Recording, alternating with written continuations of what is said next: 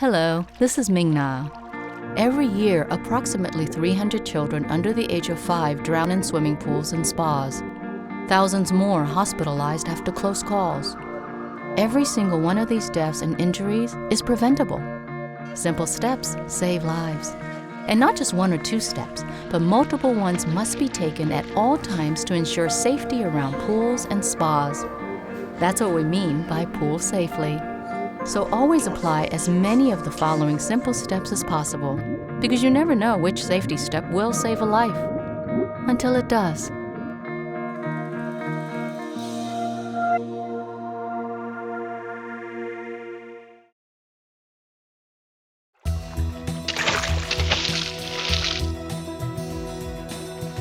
When there's the potential for trouble, my boy's going to find it.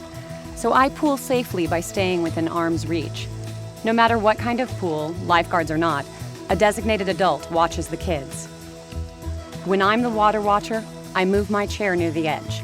I do a regular head count and step in when there's too much horsing around. When there's a group of kids and parents, we always know who the water watcher is, and we always keep track of our own kids.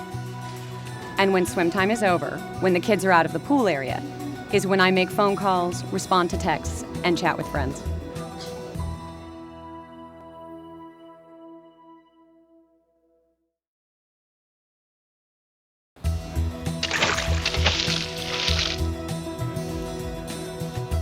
I do everything I can to keep the kids I sit safe, starting with always keeping an eye on them.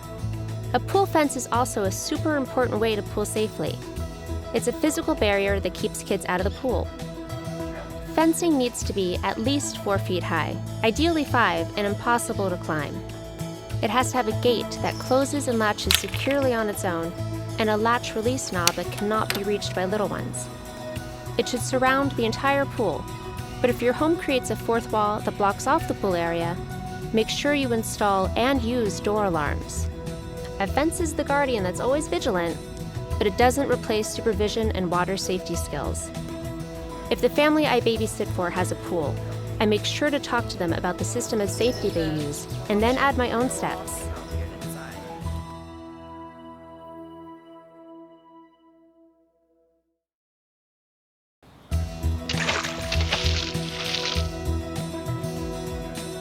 Pool and spa safety covers are a great way to pool safely.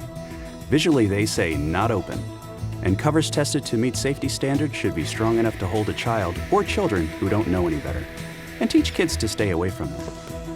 Spa should always be covered and locked when not in use. There are pool covers designed to be used daily too, automatic ones that can be used and removed by an adult in a short time. So choose the one that works best for you. And don't forget about those ladders on above ground pools either. Take them out when not in use. They scream "climb me" to the little ones. And as always, remember, nothing replaces constant supervision.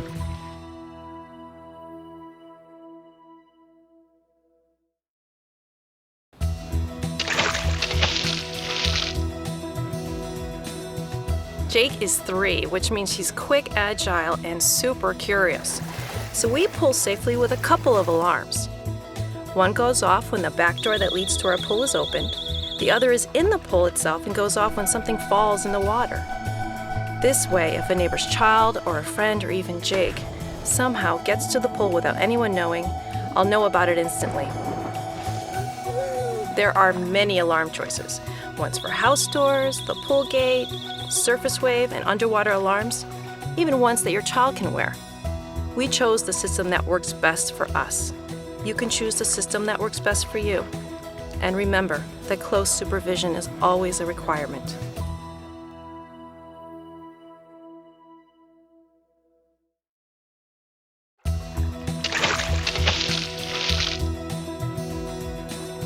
My girl is always curious, and that can be dangerous in a pool or spa.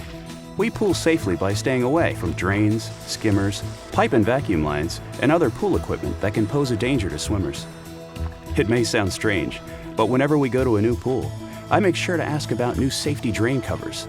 They can help prevent swimsuit straps, jewelry, and hair from getting entangled, and they are shaped to prevent suction from trapping a person. Plus, public pools and spas are required by law to have them. My daughter teases me for being a safety drain cover geek, but she's worth it.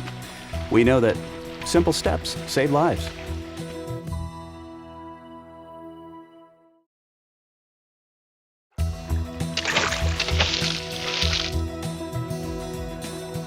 Drownings in close calls are 8 times more likely to happen to kids who can't swim, or to kids being supervised by adults who can't swim. It's why swimming lessons are a crucial water safety step. In fact, swimming is the only sport that can save a life, and lessons are available to kids and adults of all ages. To know what's right for your child, do what I did and ask your pediatrician. Then ask your swim instructor to include other age-appropriate water safety skills. For lessons, try your local Y, American Red Cross chapter, or community pool.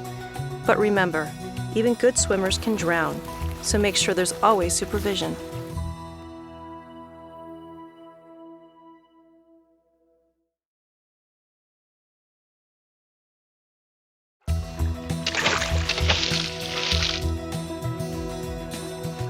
Most of us know someone who has had a close call in the water. Unfortunately, my close call is about me and my son. It was at a pool without a lifeguard, but with lots of people. By the time I got to him, he was unconscious. I pulled him out and had to perform CPR. It worked. Now I take a CPR refresher course every year through the American Red Cross. It's how I pool safely, and it's something we all can do to build our own water safety skills. Take a CPR course, please, because you never know which step will save a life, until it does.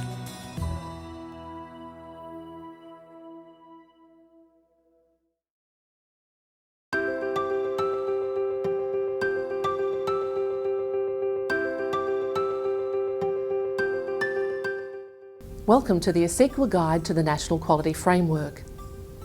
This is a video series for parents and families of children who attend early childhood or school-aged care. In this episode, we look at Quality Area 1 of the National Quality Standard, educational programs and practice.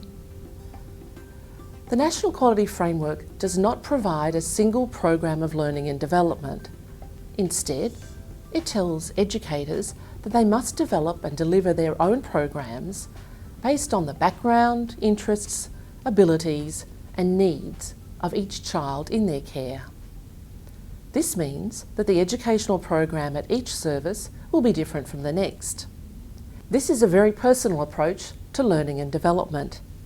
It means that the educational program at your child's service should reflect your child's interests and meet your child's needs. The program should also adapt as your child's interests and needs change over time. This will be the case whether your child attends a long day care, family day care, preschool, kindergarten or outside school hours care service.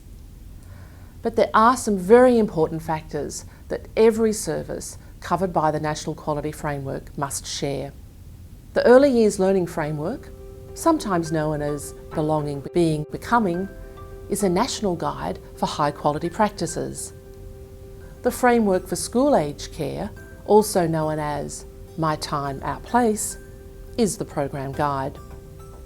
These two frameworks share a common goal: that all children have the best start in life to create a better future for themselves and for the nation.